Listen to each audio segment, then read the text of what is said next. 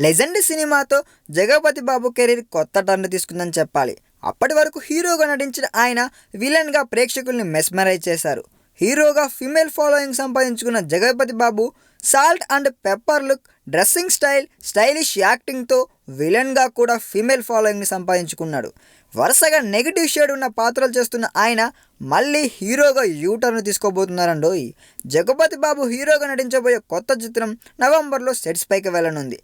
కర్ణాటక మాజీ ముఖ్యమంత్రి హెచ్డి కుమారస్వామి ఈ సినిమాను నిర్మించనున్నారు. దర్శకుడు ఇతర వివరాల గురించి త్వరలో వెల్లడించబోతారండోయ్. ఇక తన తనయుడు నిఖిల్ కుమార్ హీరోగా పరిచయం చేస్తూ కుమారస్వామి నిర్మించిన జాగ్వర్లో జగపతి బాబు విలన్గా నటించారు.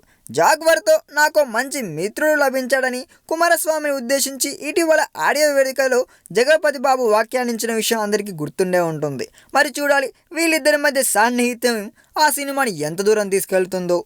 ఈ వీడియో మీకు నచ్చినట్లయితే సబ్స్క్రైబ్ చేయండి. ఫిలిమి స్టార్స్ బోలెడంత న్యూస్ బోల్డ్గా.